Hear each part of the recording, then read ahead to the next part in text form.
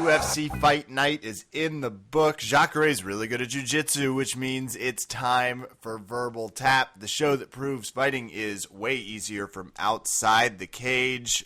I'm your host, Kevin. With me, of course, Rafa Sparza. How was Vegas? Really good, man. Vegas was, Jesus, dude. There's so much that happened this weekend in Vegas. Or actually, I went middle of the week, so it's very strange. But I like it because it starts quiet, and then when all of the douchebag get there and you're leaving on a Saturday, you feel great. That is funny. I guess I didn't think about the fact that you were leaving on a Saturday. Oh, yeah. Get there middle of the week and then leave before all the douchebags are just taking over the town. Middle, pre-douchebag, great. That's good dating advice, too, just in general, I think. So, what's going on out in Vegas? You and I, we're obviously recording. We have a really fun interview coming up later. Yes. With Rafael Lovato Jr. We interviewed that a little bit beforehand, obviously, because he has a crazy schedule, and we are willing to accommodate his time because it's an awesome interview. But you had something you wanted to share? I did. I want to apologize to everybody who listens to the interview because I don't mind you guys listening to maybe a little bit of vacuuming, because if you know you're in a hotel, you hear in the background, right? You might hear, and I mean ever so slightly. I haven't checked the tape yet. I'll know when you guys know. But if for some reason you hear continuous partying outside, it's because I stayed at the Monte Carlo. And at the Monte Carlo, they have a non-stop pool party going on. Music begins at 12 noon and does not end till 7 p.m. No way. Do they call it a non-stop party? I don't know what the fuck they call it. I just know to call it, pool party started, and there is a DJ who's muffling under, I don't even know what the fuck he's saying, but people respond just with, woo! To whatever he's saying. So half the time it's him saying, everybody, I want you to get up, and when you get up, you gotta get up, yeah, woo. So everybody's doing this. It's a non-stop party over there at the Monte Carlo. Get over there now. But Kev, we went to investigate as good journalists should. Absolutely, to find out more. And luckily, I don't even know if people will hear it. I had you on a condenser. It was did a little noise leveling. Lovato has like a natural voice quieting, so like when he starts talking, everyone else just gets a little quieter. But the reason I bring this up, Kev, is because I didn't know this, but I became an official judge for a booty shaking contest. What is that? What do you mean you didn't know? How does that happen? I didn't know I was walking into a booty shaking contest. Oh, okay. But I also should have gotten a clue when you're walking through the lazy river and there's every kind of human being in there. There's old people. There are cholos hanging with their highness, some of which they've only recently met. Haina means girlfriend of cholo, Kevin, just for those who aren't in the know. They also had a lot of old women thinking that they were way younger than they really were. Oh. Now, Kev, I don't know what it's like to see a mom take care of a child in like her mid-40s, put the child down because she needs to twerk. Ooh. So I found this out on the first pass of the lazy river. On the second pass, I found out that, the thing that most people don't talk about with twerking is the stretching. Mm-hmm. Because afterwards, cut to that same mom now in the pool, stretching it out and be like, oh, God, yeah, I need to stretch out before I twerk. Try to get an ice bath so she can recover. Like, so it gets really weird, but then you realize when there is a large booty shaking competition happening, and now there's a female MC who's basically mama birding shots into everybody's mouth via a large container of shots. Oh, why? Yep.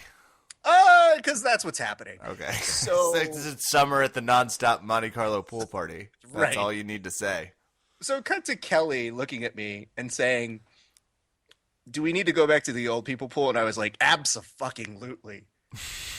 I don't know what the fuck to do with this right now. I just get me over to the fucking spa. And when I got to the spa and there's like 45-year-olds, 60-year-olds, I go, these are my people. Yeah, people that have their lives together.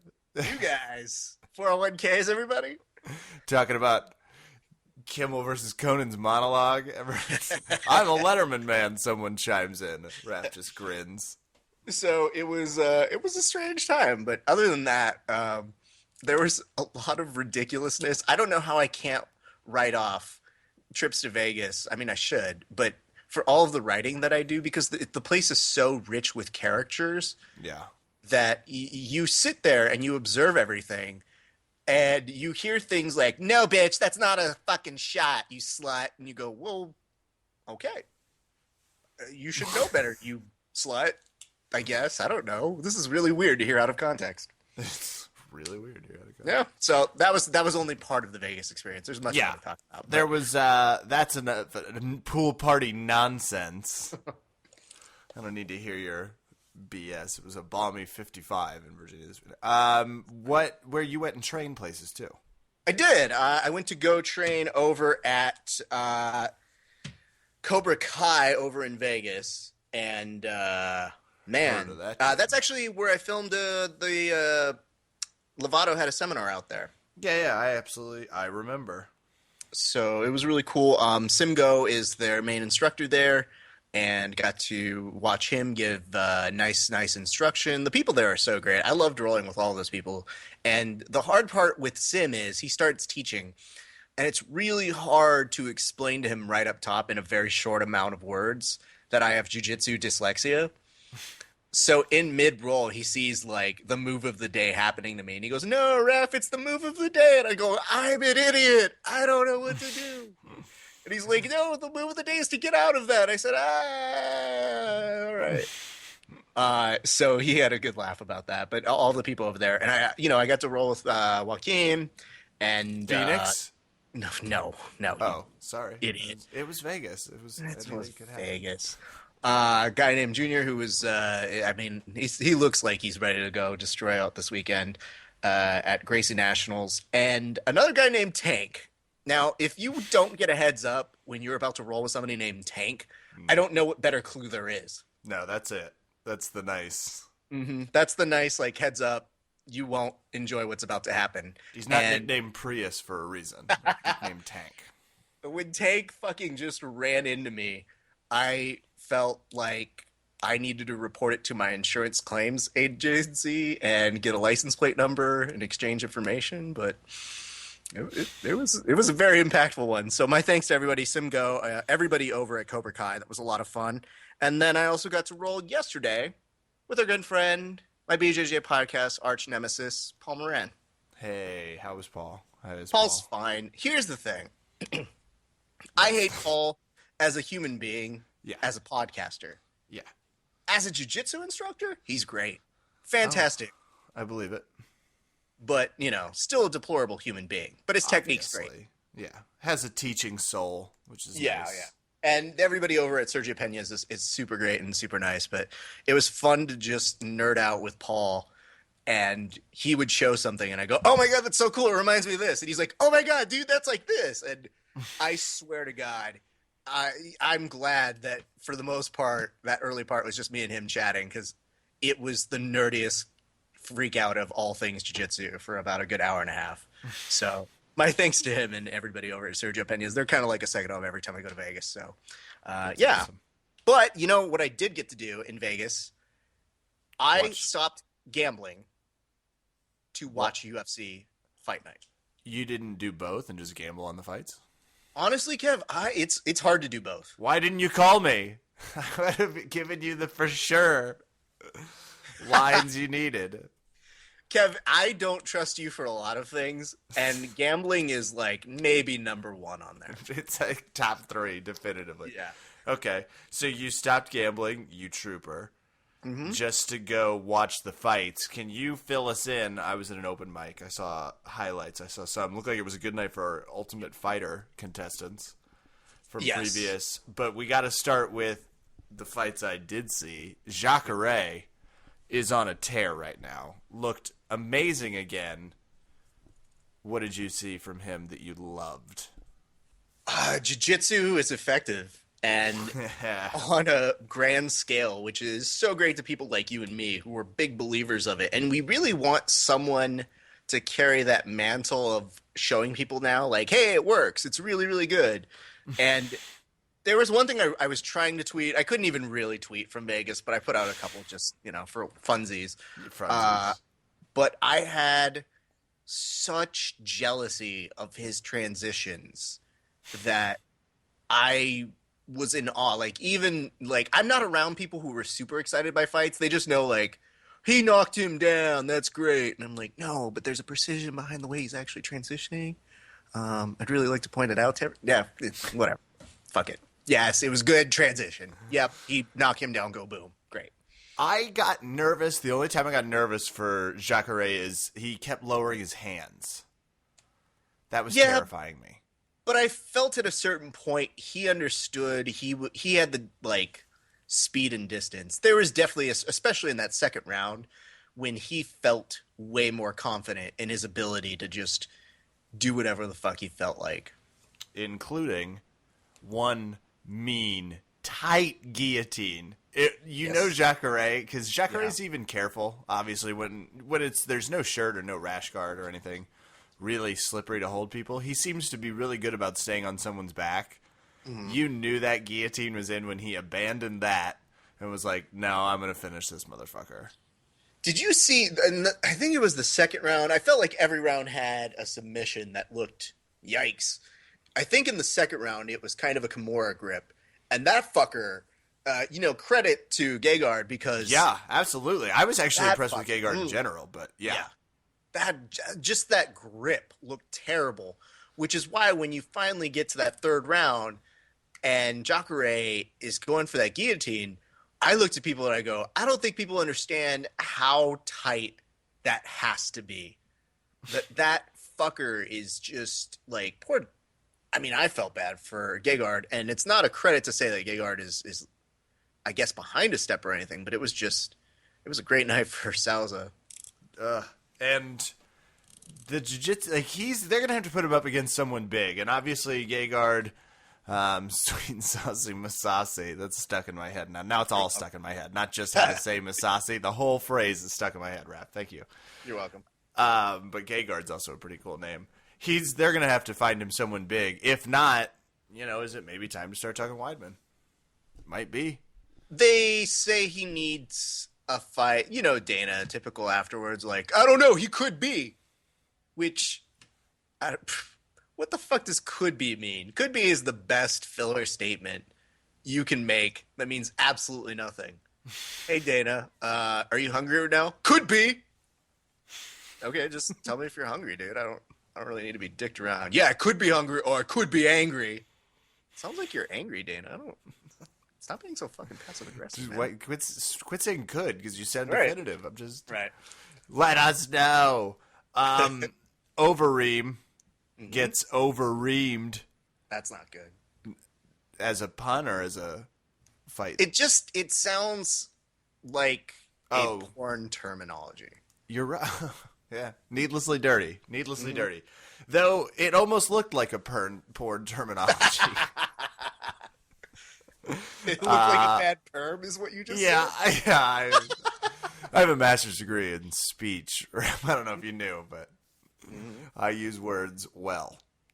George Rothwell beats Overeem via just some of the meanest punches.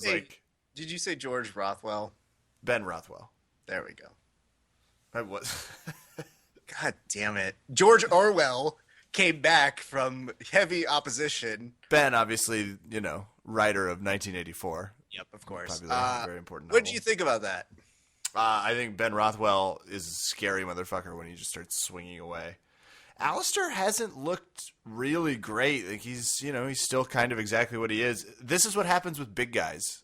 People get knocked out when they start swinging the way these two fighters swing. Sure. Overeem will be fine. He'll get to keep fighting giants, and these fights are just so goddamn much fun. From the minute they get and they're huge inside the cage as opposed to dwarfed by it. I love these fights. Yeah. Did you want to take a moment to also acknowledge that this was Joe Lauzon's 13th submission or fight of the night bonus that he's gotten? Like 13 Did you performance say of the night. 13? That took me 13. by. Whew. That actually sounds. I guess that makes sense. I do love watching him fight. That's an insane amount. Which puts him ahead of Anderson Silva now. He is in a class of his own. Who's the standard for everything? Have you noticed that? Like whenever anyone breaks a record, it's like, and they're ahead of Anderson Silva in that category. It's like, oh God, that's. It's just weird because it was. If you're thinking about it, it's done in a much more quieter fashion. Joe Lazon puts on great fights, and I mean, he's had to overcome a lot with his kid and that terrible circumstance that was happening. And he was saying how he wasn't sure if he was going to fight anymore. And the fight between him and Kielbasa, whatever the fuck, however you say his name, their fucking fight was really good up until that stoppage. And as much as I'd like to say it'd be great to see the fight continue and go on, that cut was a little deep. Could you see part of his skull? I don't know that you could see part of his skull. I don't really want to go back and look at it. Only because he's so hairy. Maybe if he was. It looked like he had a sex change operation on his face. Let's put it that way. Just say in case he got overreamed. Oh, there we go. All bags. I wish we had a noise that people would I'm like so a chime. angry for doing that, but I felt that you're mostly responsible for that. So if you brightened my day. Like I laughed. If you hear a break in my voice as you replay that joke, because why wouldn't you? That's the reason why. Guess what, Rat? Let me We're say professionals. This. We are super doing great. Are we putting this out on air? Probably. Oh, okay. Luckily, we have Lovato, so people are gonna be like, let's just get through this. These two J-asses. Like, I was tuning in for fucking Rafael Lovato, and these two idiots are talking. Then we'll be done soon. So Chris Camozzi had a fight, right? Yes, I did. Do you know how he did? No. You don't know who? Well, he lost. I know he lost in a towel. I didn't. It was a decision, so I didn't know how the fight went. Hold on. Natal. You're talking about Mitch Rion? No. Chris Camozzi fought Natal. What's his first name? Rafael. Oh, okay. Just wanted to make sure. Rafael Natal. And you were watching. Yes. So are you taking credit? Is that what you're saying? Of course. Okay. Why am I not? You won via decision. Was it clear, or did he just win because they were like, eh? Well, they just saw the Rafael and they go, I guess I'm just going for this. So whatever. That was the split. Part of the purse. Chris Beal also won, but it was a good night there. Kev, the one thing I do want to stress this. People, you are ahead of the curve right now. You have seen footage of a certain Bellator fight and how it broke out when it was really just a fight announcement. Kev has not. So for your enjoyment, I am now giving Kevin the link, and he's going to watch it live with us. Now, I know you may ask yourself, Raph, why are we doing this? Well, folks, it was that necessary that Kevin see it. So I've queued it up, and I'm going to walk you guys through it. Kevin, why don't you go ahead and call it up, and I'll kind of give people the backdrop in case they haven't seen it themselves. Absolutely. It's just... I don't know that a lot of people are super excited about Stephan Bonner fighting Tito Ortiz because it's 10 years past when I guess any of it would have been relevant, or people haven't woken up from comas. Because it's been 10 years. Okay, it's starting. Are you ready? Okay. Yeah, go ahead. Go ahead and do it. Looks like Joe Rogan is between them. It's fake Joe Rogan. Yes, fake that Joe is Rogan. Number one. And just for those who say that Bellator, copies the UFC, case in point, number one, you have to have a bald guy interview. So Stephan Bonner walks out in what looks like a nice jacket from a JCPenney. Very, very nicely put out there. It's probably all that Bellator could afford, or maybe he just didn't care for all that much. Terrorist-looking dude next to him. What's that about? What are you talking about? I'm talking about the guy with his face covered. Oh, well, that's the mystery. They're going to unveil that. So what Kevin is alluding to right now is the fact that there's a dude who has a kind of skin cap, kind of a thing over his head, like a hood, making him look like Dr. Doom. Tito's Or also he's- doing that like chicken dance practice. It looks like he's got like a beak thing going. Yes, very observant, Kevin. Now, Okay. Stephan Bonner proceeds to cut a promo, I think, or he thinks. Meanwhile, Tito's really uncomfortable. He has no idea what's happening here. Now, Kevin, what's going through your head as you watch Who the a fuck is masked that guy? dude? Who's the mask is off, and I still don't know who that is. That is Justin McCauley? McNally? One of those. He is a former coach training partner with Tito Ortiz. So here's the best part about it is that Is this a real thing? this is absolutely real, Kevin. This isn't like a terrible Halloween joke. No. This is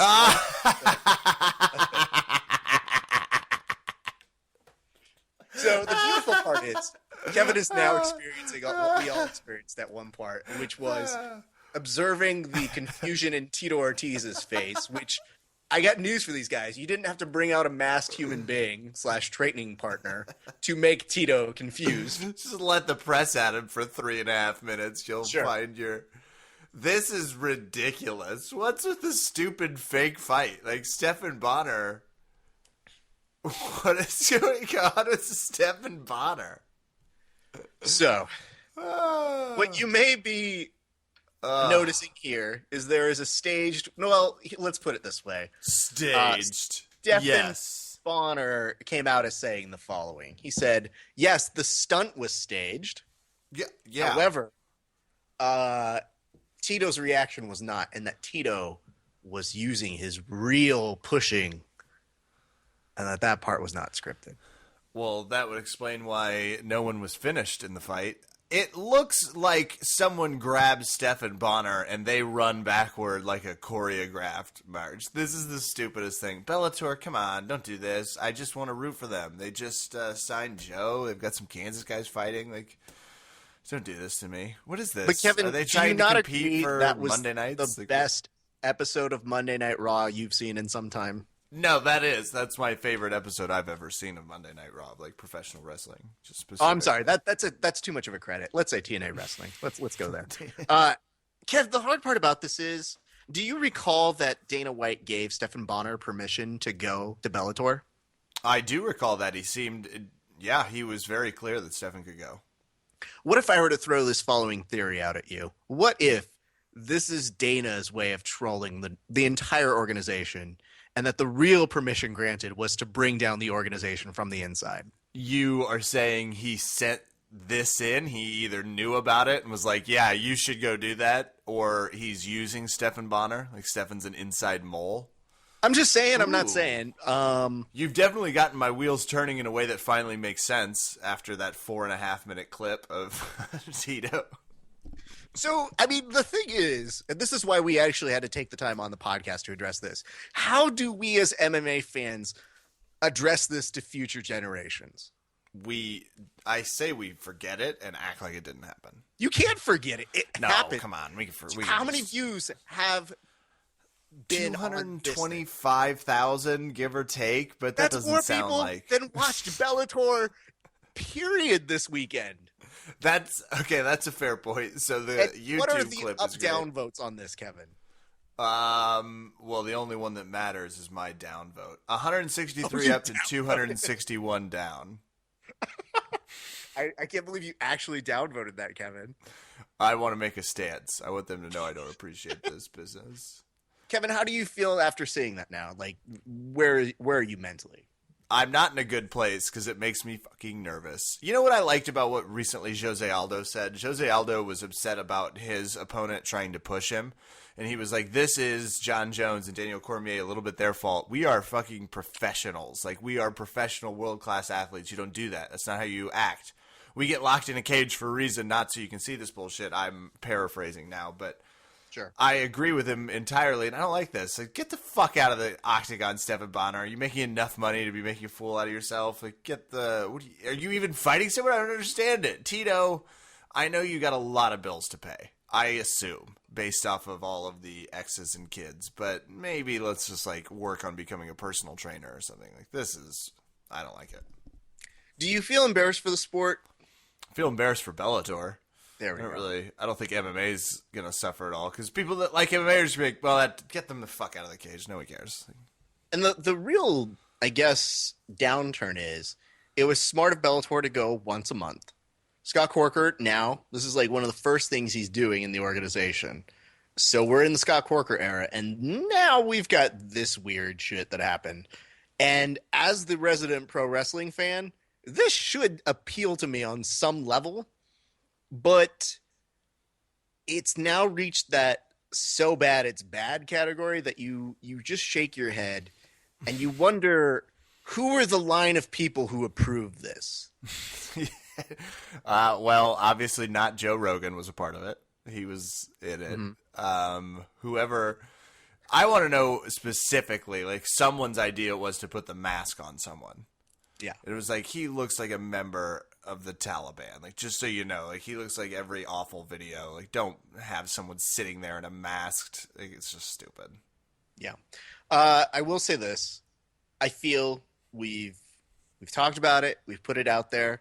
If you guys want something comparable as to so bad it's bad, and you want in a pro wrestling term, I would invite you guys to look up the debut of the Shockmaster on WCW.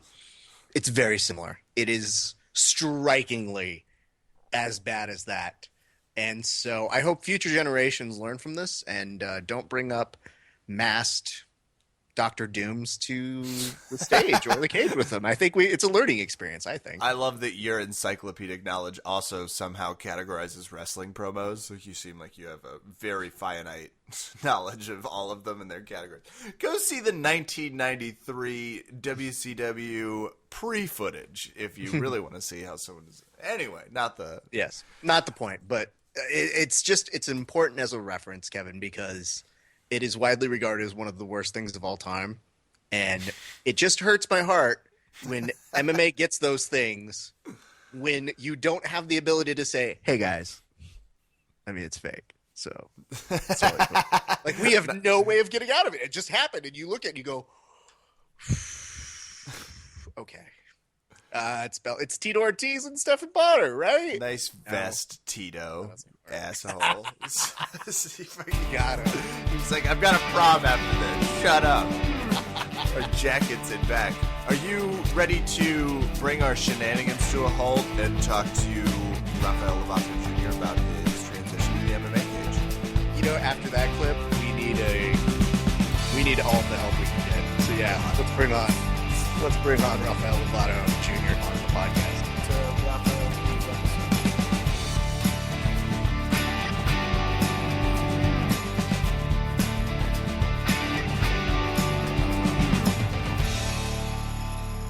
Friday, September 26th, Hard Rock Hotel and Casino, Tulsa, Oklahoma.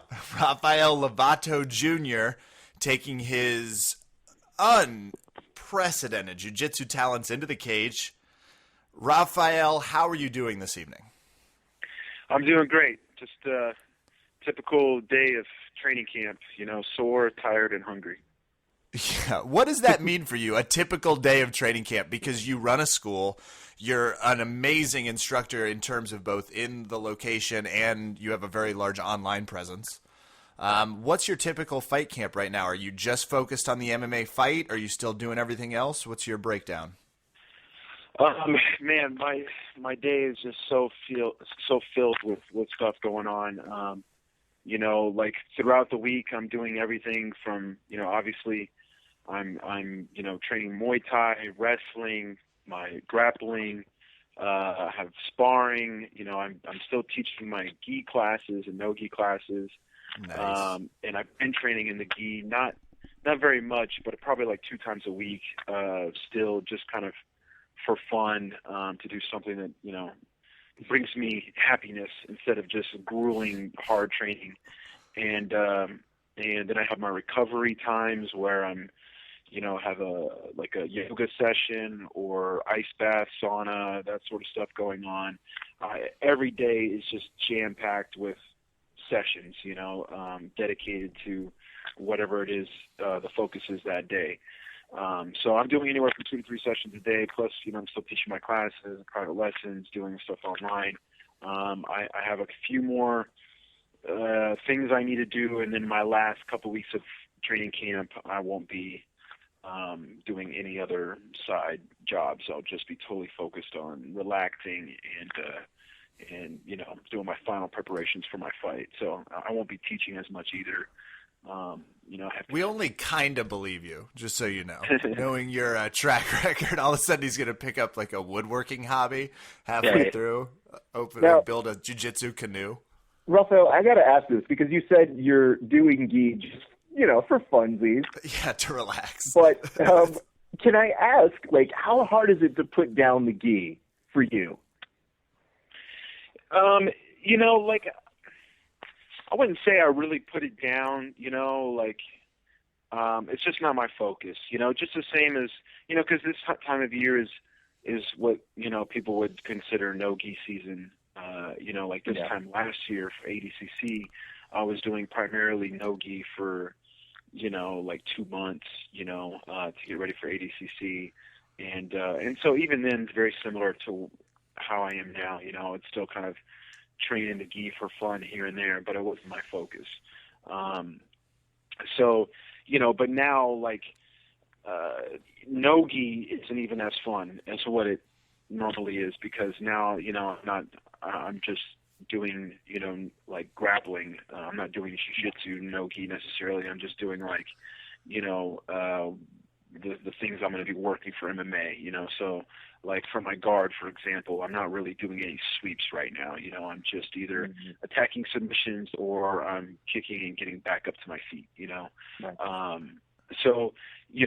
I just, I'm simplifying a lot of my jiu-jitsu, and it's just revolving mostly around submissions and positional dominance, and I'm not doing all the tricky stuff. So to put on the gi once or twice a week has been really good. I actually feel like I've gotten better in the gi, because you get to train for fun, and I've been exploring some of the positions on the nights where I have been training in the gi, and doing some things outside of my game just for fun, and whenever you train and you don't have any pressure of a competition or fighting this guy or that guy going on, a lot of times you can explore some new things and make some bigger improvements. So it's been tough, looking at maybe some of the tournaments going on, watching Metamoris and some other things, and I'm definitely excited to compete in jiu-jitsu again after my fight. I'm enjoying my camp. Don't get me wrong. As grueling as it is, it's also been a very great learning experience. I've been very motivated. I don't think last year for ADCC, I trained really hard. I won't say I haven't trained this hard in a long time. I don't want to say it that way, but I'm exploring other areas of my athletic abilities, training as much Muay Thai. That's, changing the way I move, my explosiveness, my wrestling, my strength and conditioning routine has been a little different. And, so I'm having fun learning new things about my body and how I can move, and my jiu-jitsu's changed a little bit, and, it's all good. It's all just learning and the challenge. So the fun part for me is I'm so curious to know, and obviously you're a professional at this, so you can drop this, but for me, I guess there's just a wonder if you ever try and reach for a cross collar without the use of the gi. You're just like, oh man, I miss that. Oh no. I mean, I have so much, no gi experience, I feel like I have the perfect game, the perfect style for transferring my jiu-jitsu into MMA. So everything is everything's falling into place just right. I'll say it like that. I'm actually curious because you're kind of getting back to your roots. When you drift more towards the MMA, you started out as doing more striking in your martial arts training. Did you always have in mind as you were shaping your jiu-jitsu game, which is you're just a notoriously top, no one wants Rafael Lovato in their side control. It's a dangerous place to be. That's the law of jiu-jitsu. Were you always keeping an MMA mind when you were forming your jiu-jitsu game, or did it just sort of happen organically?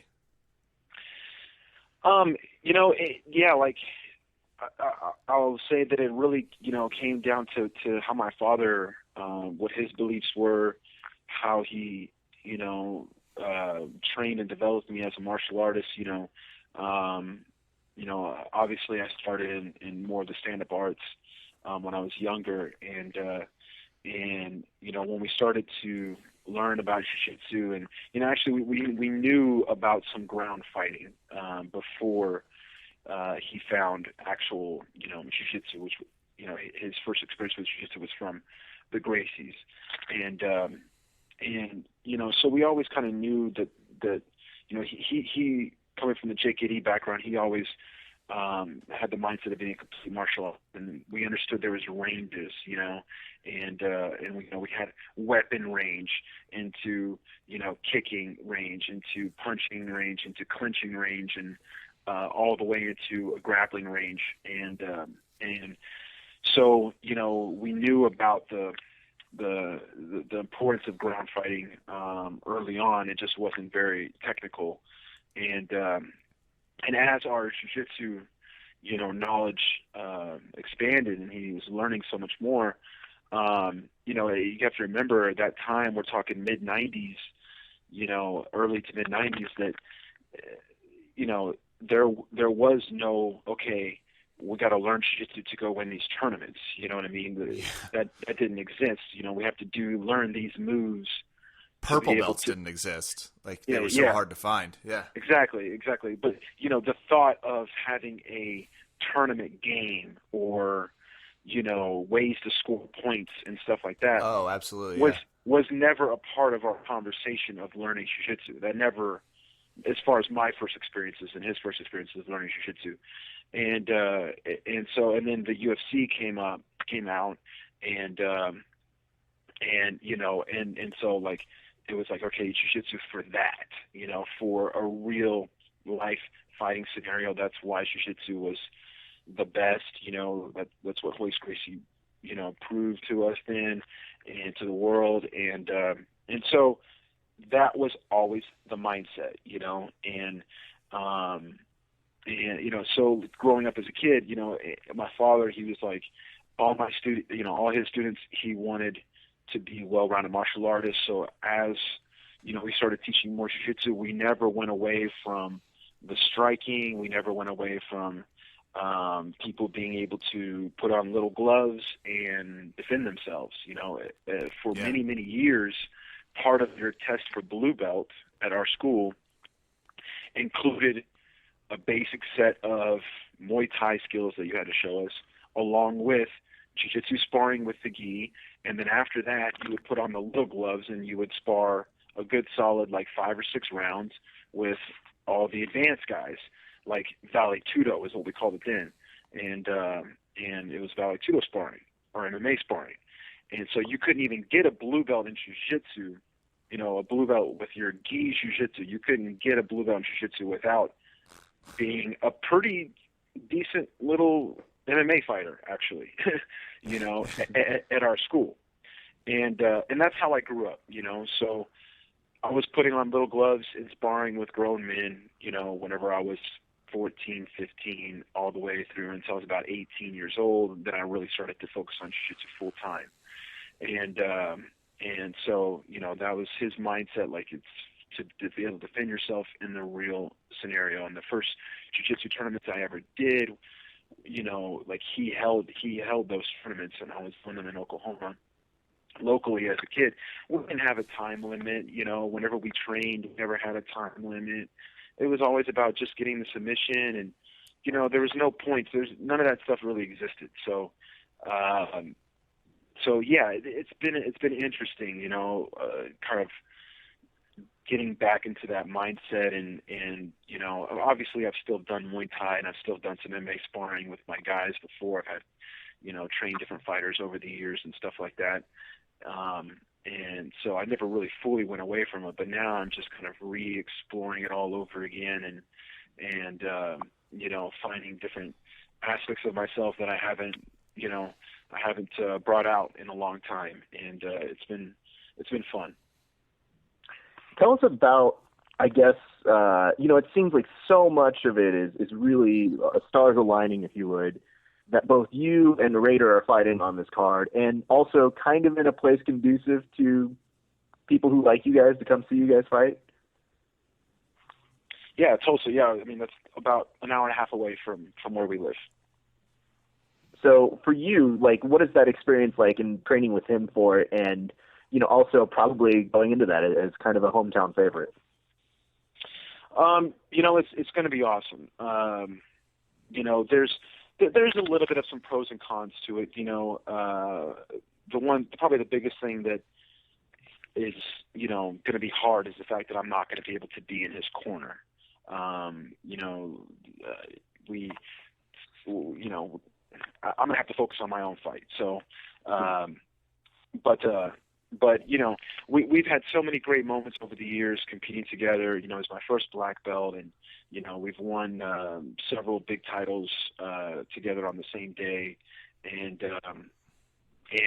that's my little brother. We've been doing this for so long together, traveling the world competing. So now we're just in another phase, and like I said, like it's tough that I can't really give him all my energy. You know what I mean? I want to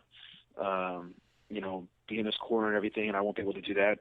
But on the other hand, we're both exchanging good energy with each other every day. We're both in camp together, and we're both gonna go out there and show our skills. And I believe it's gonna be a great night, and it's gonna be something special that we get to share together. So in that part, it's gonna be really, really cool. Now, tell us a little bit, like, who are you bringing in for this camp? Like, who have you been training with? Tell us a little bit about that and what they've kind of been working with you. Yeah, well, really, to up to now, the majority of my training I have just done with my students. I have some really good purple belts. Dop is actually a brown belt now. I just recently promoted him. But Dop actually has some striking experience. He's actually had a couple of Muay Thai fights and even a couple of MMA fights back before he trained with me a long time ago.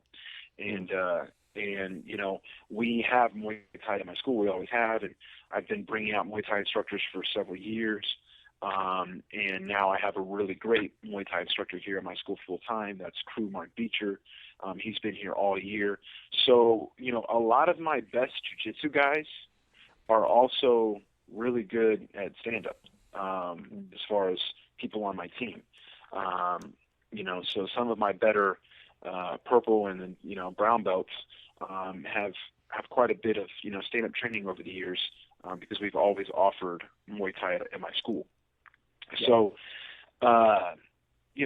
right now they've been great training partners for me, and I have Crew Mark Beecher training me every day. So my Muay Thai has gotten way, way sharper. And there's been a couple experiences I've had with other people when I was out in San Diego helping Saul prepare for Metamoris. I did a little training out there with a great stand-up coach and my good friend Jake Meeps. And I had a buddy of mine who has a lot of Muay Thai fights. He was just here last weekend. I did some sparring with him. And then actually coming in tonight, Tim Crater, who's another buddy of mine. Yeah, you guys know he fought in the UFC. He's bringing a van full of like 8 guys. And, he's got half of them are Raider size, half of them are my size, and they're spending the weekend out here for training. And then, James Popolo is coming out. Now he's not he's not going to be doing MMA with me, but he's going to be another partner for my grappling training, my wrestling training, and then my last week of my camp, Jake Mapes, who's really kind of an undercover guy, like under the radar. A lot of people don't know who he is, but he's a great black belt, and he was kind of an up and coming guy in the MMA world. But he had a family and has kind of been focusing on that. But he really focused on MMA for like a solid 5 years, and he was a part of a lot of big names, part of their camps, and trained with a lot of big names. And he has a lot of experience. He's really tough, and so he's one of the top guys that I wanted to bring out and kind of help me to my final bit of preparation. So everything is perfect. You know, like I said, this is all comes very natural to me. I was doing it all when I was, you know, a kid growing up. So now I'm just finding my game, and I'm getting pushed just right, you know, and you know, I didn't feel the need to go to any big camp or anything. I'm kind of doing it all in house with the people I know and trust, and everything's working perfectly. Well, it sounds like you've got a nice murderer's row of friends coming in to help you get ready for it. Like that's an awesome lineup that you got coming in. Yeah, I know I'm going to be ready for anything. So Oklahoma's a dangerous place to be, at least for the next week. I love that he's just bringing a van filled with fighters to come spar. You're fighting first on the main card, which is fantastic. That's also actually it's the other way. Raider will be first. That's why I'm going to be after. I'm going to be after him. Oh, okay. Oh, that's awesome. They haven't updated the FC website. Oh, good. Raider's a fun MMA fighter to watch too. If you so back to back with the OKC guys. What's your game plan? I watched Kanan Grigsby, your opponent. I watched his last two fights. He's kind of pretty steady that he's a boxer with a jiu-jitsu background, though I haven't seen much of the jiu-jitsu examples. What's your game plan? Because you're obviously known for being this top-level, America's baddest jiu-jitsu guy. What's the balance as you approach this new fight realm? Well, you know, the nice thing is I'm going to have a lot of element of surprise. You know, no one's going to really know what to expect out of me. No one can watch tape of MMA fights I've had or, you know, whatever. So, you know, obviously it's not a big secret. I'm going to want to get it to the ground, you know. That's, you know, I'm not going to go out there and do anything stupid, you know, especially for the first fight. So, how I get it to the ground and the process that you know happens before that is going to be where I can, you know, have some surprises. But you know, the guy he's got quite a bit of experience. You know, he's got some really heavy hands for sure. He's a dangerous fighter. You know, I'm definitely not fighting. I'm not taking any just some scrub, you know, to get a win in my first fight. You know, he's a dangerous fighter. He's knocked out a lot of guys, and I'm gonna have to be careful for sure. But you know, I feel like with someone with my background, you know, the game plan to face someone like me is always going to be the same. So I pretty much know what to expect. You know, the person stay the fuck away from you on the ground is what I would imagine. Yeah, that's more what they have written on their wall. They're probably just going to focus on their hands and keeping themselves ready to avoid the takedown and you know, pretty much sprawl and brawl, I'm sure is what he's thinking. So it's actually interesting even to hear. This is how you know you've got the maturity of a really experienced fighter. Anyone in the tough house that's ever has a specialty of jiu-jitsu, they're always like, I want to put my striking on display. I want to prove I'm well-rounded. And you're just like, oh, I want to take his back. I just want to choke that motherfucker out. So I like that a lot better. I actually think that's a good sign. Yeah. Element of surprise-wise, do you feel like it's really nerve-wracking for your opponent to have someone like you? Because it would be terrifying whenever you have a fighter that's great at something. It was really great for Damian Maia. That's how he succeeded for so long. People would almost make huge mistakes trying to keep from getting on the ground with him. Are you factoring that into your game plan that you do have this really lethal reputation on the ground? Oh, yeah, 100%. I mean, like I said, I feel like people fighting someone like me or someone like Raider, they're going to be limited, you know, because they're going to have to be constantly worried about getting taken down, and you know, so they can't really just come after you because it can make the takedown easier. You know, maybe they really like to throw kicks, but now they don't want to throw kicks because they're scared of getting taken down, something like that. You know, whereas on our end, we can throw kicks. Who's going to catch my kick and want to take me down? You know, and I can go forward because I don't have to. You know, if someone came after me and took me down, because I was going forward and they just took me down, it might surprise me a little bit, but they're just going to be going into my world. That's where I want to be anyways, on the ground. So, or just in a clinch, in a close range. Absolutely. So, like I said, I feel like I have the opportunity to open up a lot more than most people fighting me would feel. They would be much more limited. So I want to use that to my advantage, but don't get me wrong, I'm not going to go out there and try to get a big knockout for everybody right off the bat. But I am 100% ready to use my strikes to help get this fight to the ground. And I do want to say this, because when I was interviewing Shanji and I asked about, you fighting in MMA, he very nicely put this out there. He was just like, I wouldn't sleep on his hands. He has very good hands. He's very, what? And I was sitting there, and he explained that your reach and your striking ability was very similar to that of Anderson Silva. And if there are any kind of people to be put in that same category with, I thought it was really cool that he was telling us that, because, as you mentioned, it is an element of surprise, but it isn't, in a sense that we know you guys, your camp is aggressive. We know that you guys aren't the people who necessarily just pull guard. Like, Raiders wrestling is out of control. And, that's what I think makes this fight so exciting for us as fans. Yeah. But to be honest, like, I'm still a white belt, I'm still a white belt, but I am confident, and I'm training with great people. I have great coaches, and hopefully after September 26th, maybe you could consider me a blue belt in MMA.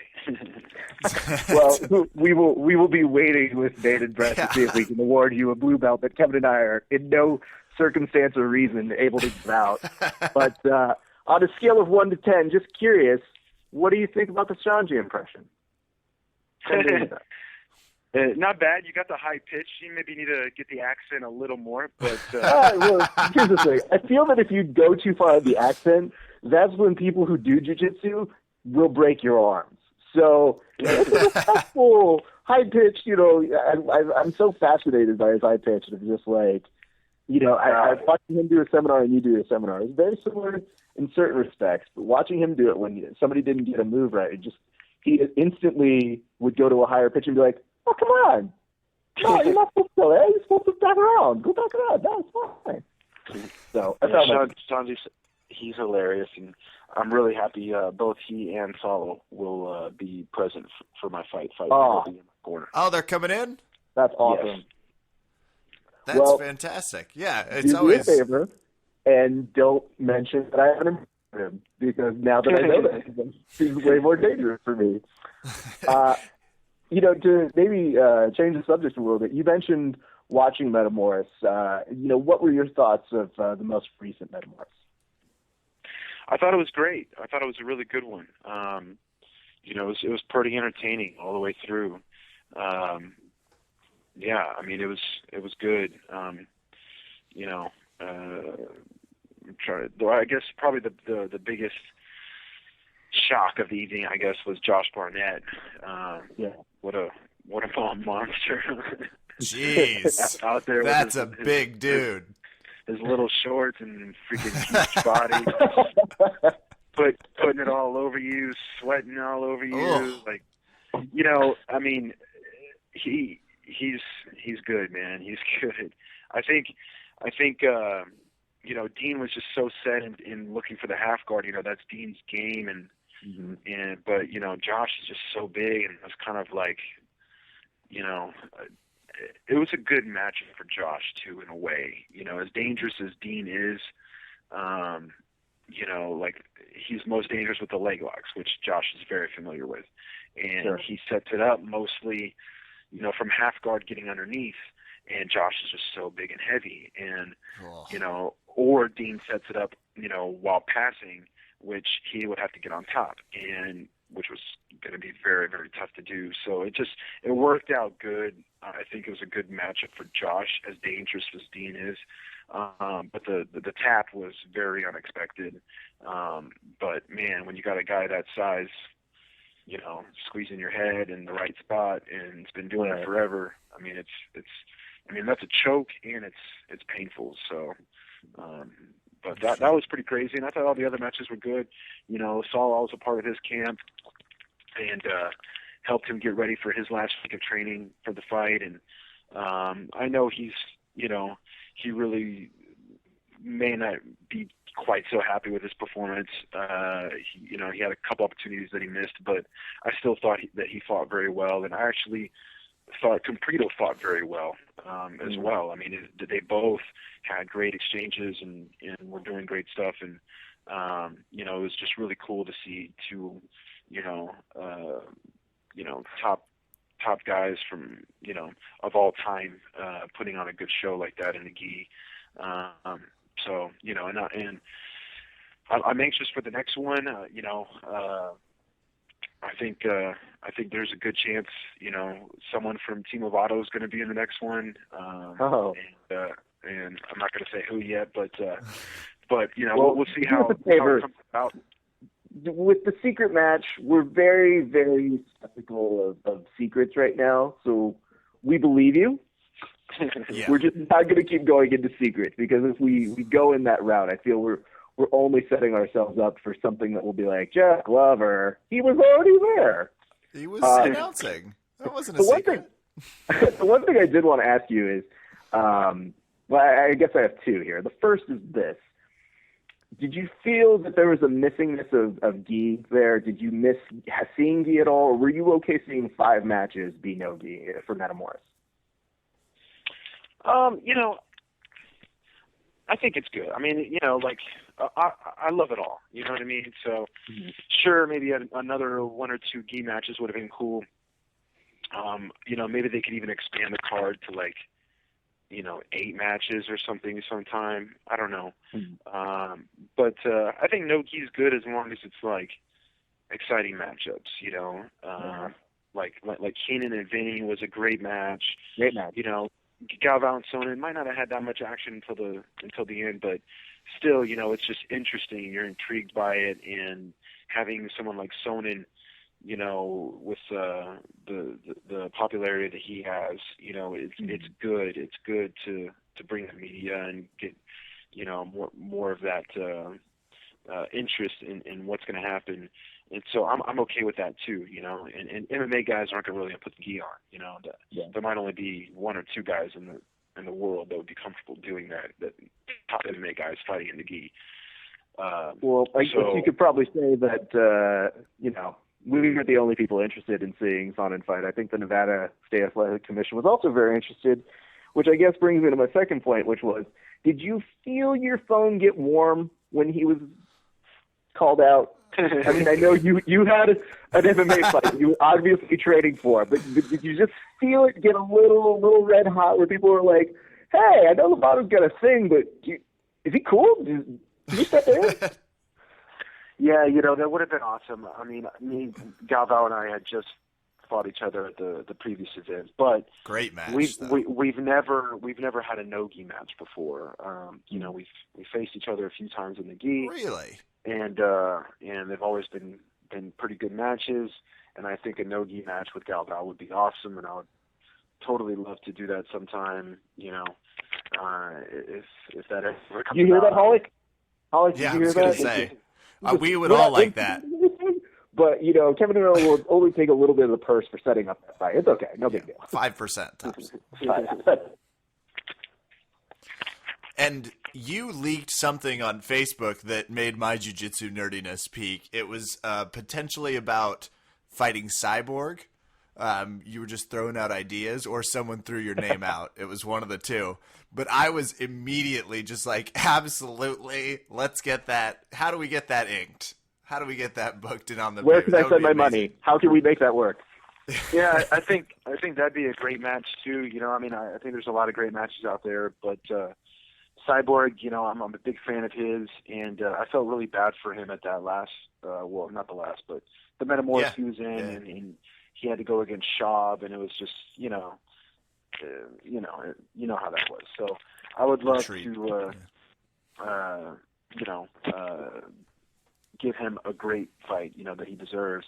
and he's another guy I've only faced in the gi, and I think we would have a great no gi match as well. Very aggressive and lots of action. I could totally see it being, something that fans would really love to watch. So, I'm up for whatever, man. Metamoris is the premier show, and they're doing an awesome job. I'm really happy to see something like that, going on for our sport. And anytime they give me a call and let me have a chance to be on the card, I'm gonna be there. Absolutely. We like you on there because one thing, Lovato does not let the action slide. You don't enjoy taking breaks. I have a question that you've always been someone that talks a lot about the mental preparation that goes into preparing. Is it rejuvenating for you now that because you've been competing in grappling and jiu-jitsu for, I guess it's forever, it feels like. So, you maybe don't get that newness. Is it invigorating or almost youthful in a way to be preparing for something you haven't done before? Yes, 100%. And that's really a big part of why I'm doing this right now. That's kind of like what really spawned everything. Obviously my training as a kid growing up and everything, I always planned on one day, fighting in MMA. And when I was first watching the UFC, when I was younger, I had dreams of fighting in the UFC. I thought, man, that's going to be me one day. I want to be, a complete martial artist. Who else grows up, training Muay Thai and Jiu-Jitsu? You know what I mean? I mean, nowadays that's a lot different, but in my time it was very rare. And so I thought, yeah, that's what I'm going to do. That's going to be me. But as I got older, I had my goals set for Jiu-Jitsu, and obviously the number one goal was to become a black belt world champion, and I was able to achieve that, like 7 years ago.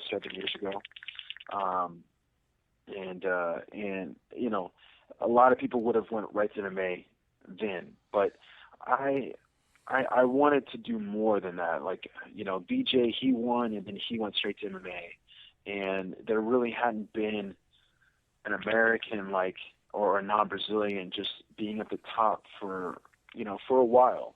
And I still had a lot of goals, and I still didn't feel like I was that good. Like, even when I won the Worlds as a black belt, I still felt like I had so much room to improve and so much more to show. And I was still very much, hungry and motivated for jiu-jitsu. So then I really wanted to become one of the best of my generation. That was my goal. I wanted to have people consider me, just one of the best of my era, not just that year, and so, I stayed in jiu-jitsu, and I've had some more great moments over the last, several years, and I thought about fighting a few other times, but just different things happen in life. I took over my father's academy in 2010 after he had a heart attack in 2009, and so that happened a little sooner than expected.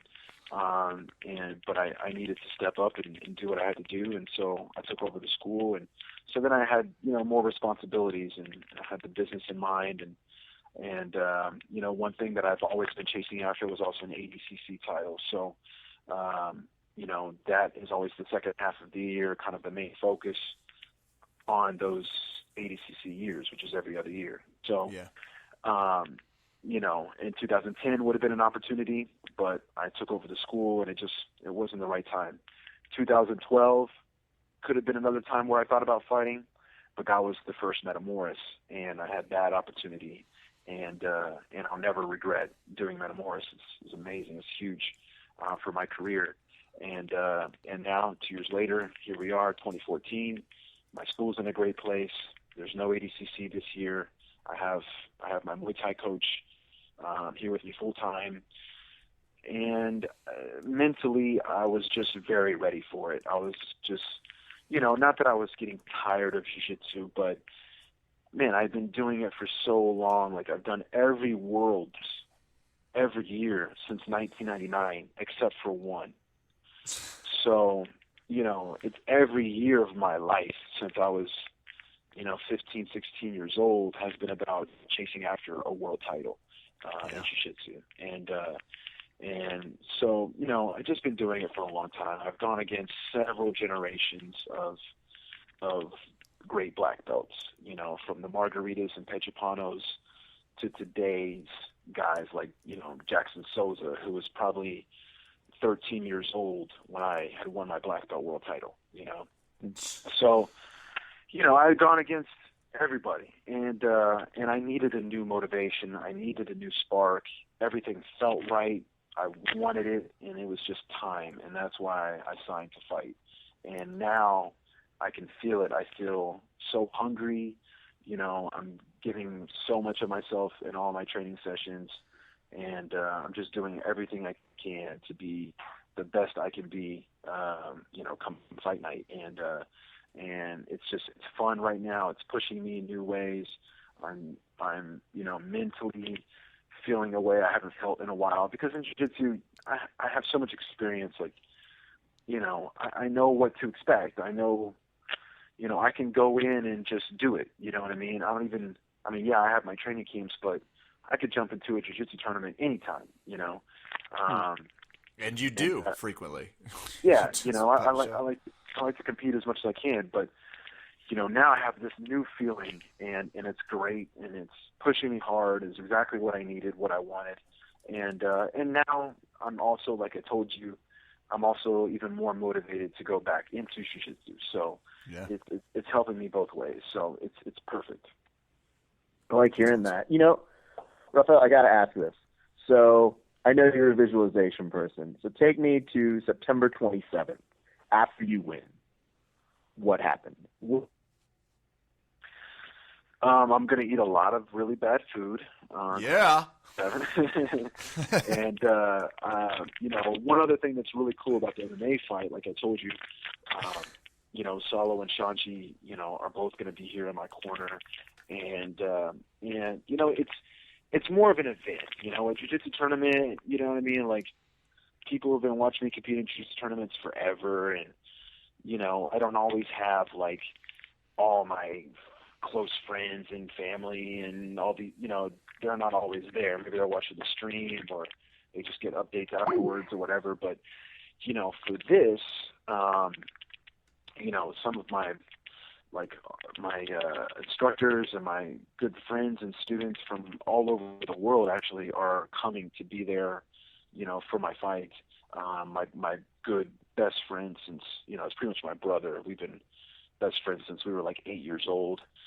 He's coming to watch me fight. And so, that makes it really cool. And, it's more of an event, and you feel a lot more like support and love, from people, I think, with something like that, and so, it's going to be really cool. It's going to be a special night. I'm going to have a lot of my, just family, even though they're not all my family, but they're my family. A lot of Lovato BJ fighters understand. We get the fight family.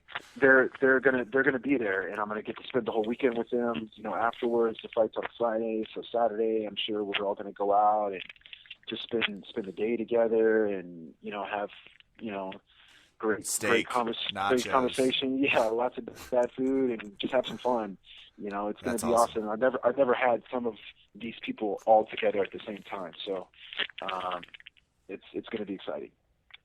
Well, Rafael Lovato Jr., he was nice enough to give us some time to talk to him about his upcoming MMA fight, his views on Metamoris, all things jiu-jitsu. One of the pioneers of the sport. We love talking to him. Lovato BJJ in Oklahoma City is his school. You can hear him on the Save Jiu-Jitsu podcast. Strongly recommended. You can wear his gi from OTM, the signature lucky gi, and to my mother who listens to the podcast, that's the gi I was talking about for Christmas. That's the one I Yeah, we got a new one. We got a blue one coming out for the holidays. No shit. And I just got a purple belt, so I'm gonna stay white. I'm gonna stay white for a while. That's cool, and we're gonna re-release the black one too. So, woo! It's a beautiful gi. It's a gorgeous gi. I'm a gi. I get really geeked out over the gis, and I can't get enough of the Lovato series. So this is a ringing endorsement. I'll post a video after I get to rolling it for a little while. www.lovatojr.com, without question, the gold standard for instructional websites. Any jiu-jitsu practitioner knows about it. If you don't, go. He posts videos that you can obviously purchase and you can see the whole program. He also posts just some teaser videos that are always mind-blowing, and I incorporate them into my game whenever I get a chance to. We want to thank you so much. Did I leave anyone out? Did I miss anyone? No, not really. LovatoJr.com, that's kind of more my personal site. If you want to get more information about my videos and products, yes, go to LovatoBJJvideos.com, LovatoBJJvideos.com. And I've been doing a lot of cool stuff on my Facebook and Instagram lately. Been putting up little, what I call instructograms. I think I'm the first one to use that hashtag, instructogram, and so I'm trying to make that mine. And so I've been putting up some instructograms and putting up some other cool clips on my Instagram at Lovato Jr. BJJ, on my Facebook page, LovatoJrFans.com. So people just follow me, check everything out. I like to stay busy. I like to always be putting stuff out there. Yeah, you're great about social media. You're really great about it. Like, just from a pure, we know when you're fighting, we know what you're up to. It's great. Cool. Awesome. I'd like to hear that. Yeah. Well, thank you again so much. Of course, we'll be rooting for you. We're pretty biased. Our opinions are known. And we're just on the edge of our seats to see you fight in MMA. I know the entire jiu-jitsu community is buzzing about it, and the MMA world will.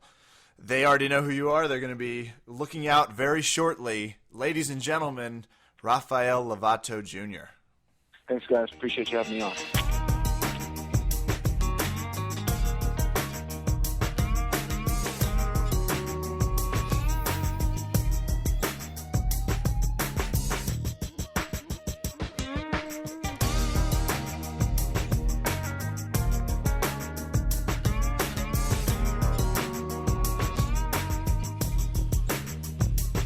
Raph, that interview quick sidebar.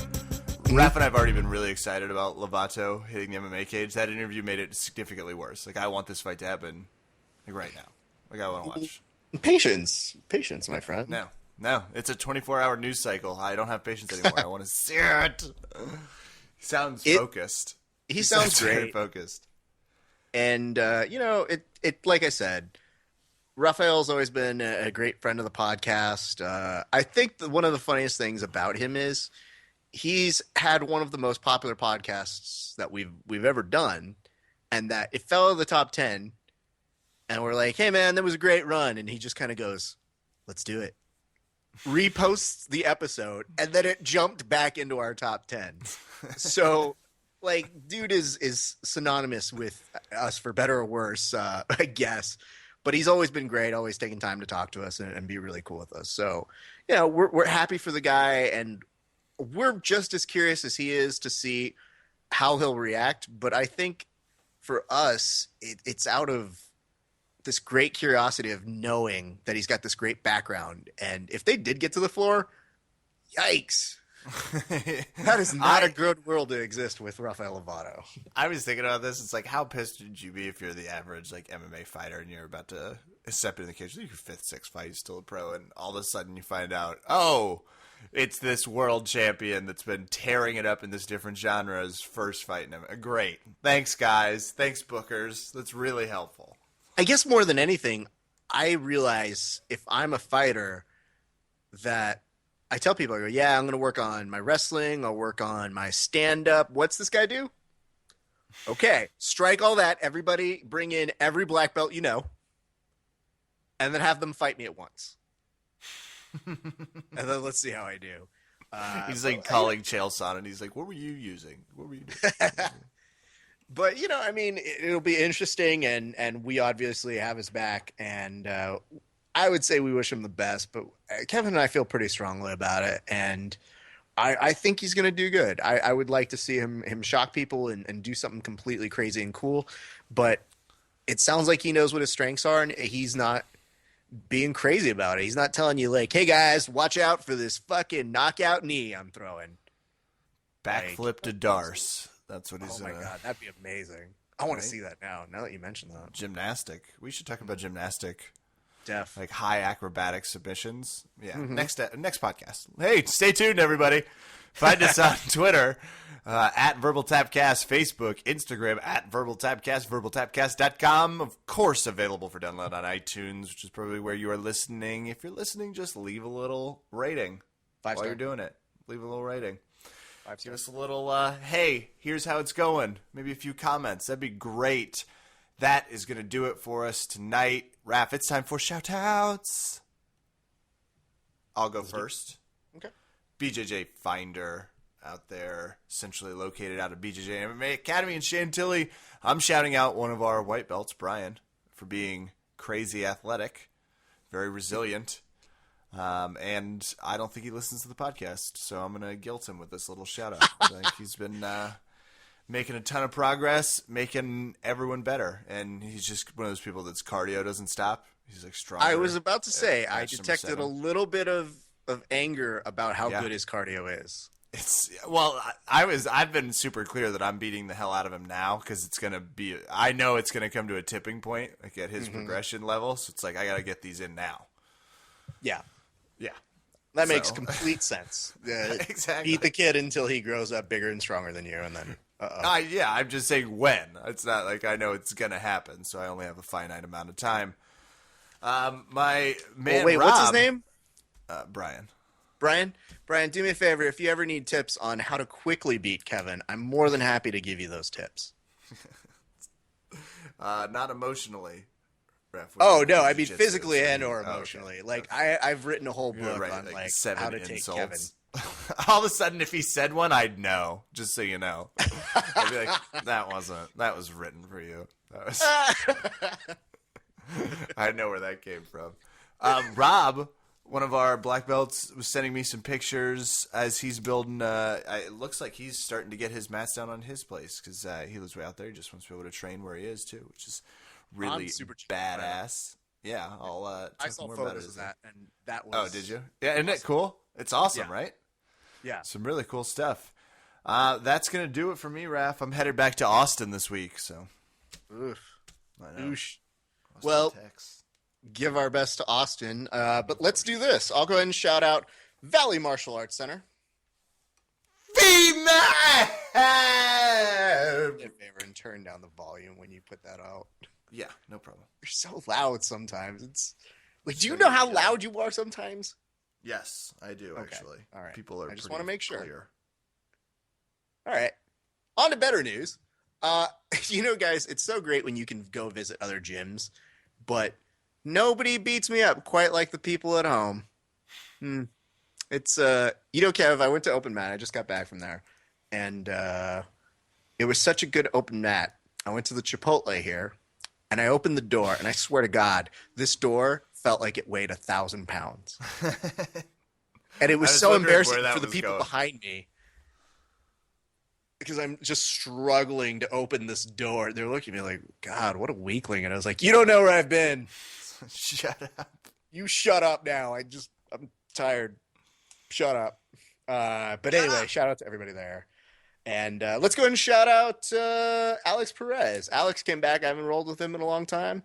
Dude is always a great roll, always great to learn from. But the best thing he did is he's trying to sink in this rear naked choke. And it's that thing where he's breaking your jaw and he feels really bad about doing it. And I just told him, like, dude, I don't know.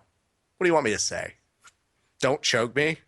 Not going to be able to say much while he's cranking on your jaw. Oh, you really don't. No, this is post all of that, of course. Yeah. But he's like, he feels really bad. I'm like, it's what happens. It's part of the game. But I will say on the opposite side, Kev and I talked a little bit about this off air. But have you guys had this happen to you? We've talked about the fact that somebody mid-roll told me, hey, Raph, your gi smells really great. It was also the way they said it. Yes, of course. It was a very meaningful comment. Right. in the middle of north-south, and you just go, I was about to sink into submission, but I guess I'm not going to do that now. But I had a similar experience last week where we had a whole bunch of people come to our gym, and it was a lot of fun, and we're rolling, and I'm attacking an arm, and all of a sudden you hear somebody say the following. Oh, come on, Raph, not that arm. I need that to jerk off. And I don't know what you do in those moments. I'm starting to wonder now if people are just playing me as part of their offensive game. I love this, by the way. I think it's genius. I told you I've been trying to like crack jokes at people. Where it's like if you, right before we go, it's like, hey, loser dies, and then you bump hands and just see if you could get if you can get a sweep in while they're laughing about that. I love this idea for that one specifically. It's like Raph, not the arm, and it also could be you. They could be really trying to they're like he is a comedian, so maybe it's personal. That. But that's fine. And to be fair, I let the arm go because shit. How do you not? Yeah, then you really feel like a fucking asshole if you break the arm. He appealed to you as a person. That's right. But let's say this, Kevin. Other guys, other people, yeah, totally cool. Not a problem. Funny, no big deal.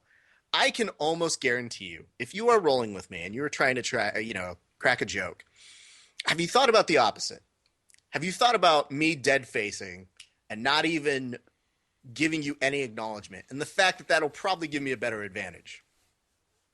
Ooh, no. Okay. Oh, no, I hadn't. Yeah, I need that. I need people. I need that. If I tell it would only happen if I just. Oh, sorry, I'm having flashback to forensics coaching all of a sudden. Yeah, you would be a tough person because if I thought it was a good joke and that you should be laughing. There's a strong chance it's like when you miss a submission, I might be completely paralyzed with it. All of a sudden you're in my side control, you're staring my arm and hitting me with it. I'm like, what the fuck? Why aren't you laughing?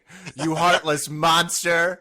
You dickhead. You know how much I've been working on this bit. That's a funny joke. If there's one thing that we've learned about Kevin on this show, it's that he's very much like Tinkerbell. And the less you believe in him, the worse he'll do. So, yeah. You could definitely destroy him. And the best part is I'd kind of floated the idea by Kevin. And I just go, well, just imagine me not responding to any of your jokes. And Kevin's response was, oh, that's hard to do. Whoa, yeah. Let me just see if I can summons up the will to imagine you not laughing at me. It was like, yeah, Verbal Tap listeners are all like, that's not going to be much of a stretch. They can hear all of a sudden 30 clips are playing in my head where it's like, Kevin, that's not funny. I'm not laughing. Raph, are you being silent out of protest? Yes. That's So, yes, my thanks to all the good people and to that person. I won't put them on blast, but that was really, really funny. And I'm just going to say this. To every move, there is a counter move, and that works the same with comedy and jokes. So know that going forward, everybody, and especially you, Kevin. But you're not gonna give me the details. You're just gonna leave it at that meta. God damn it! Kev. Play at risk. It's at your own risk if you want to try and make a joke at me. That's fine. List the counters. I was about ready to write some shit down. That's fine. Yeah, no more counters. That's all I give. That's the life lesson I've got for people today. So we'll go ahead and shout out those folks, and let's shout out Paul Moran. Really good rolling with you. You're a good friend, except that you're a terrible human being. And to everybody else, Brent Burniston, who is giving me some great tips this week. Simgo, all the great people at Cobra Kai again. Thank you guys so much. I really, really appreciate it. And you make it always feel great when I'm in Vegas. That part of my trips that are so great are really going out and training out in new places like that. So thanks, everybody. And thanks, everybody back at VMAC at home. Felt great. Can't wait to go train some more. Pax's gi first. That's right. All the time. I like those photos. That's going to do it for us tonight here at Verbal Tap. I'm Kevin. Thanks for listening. Good night and go Lovato.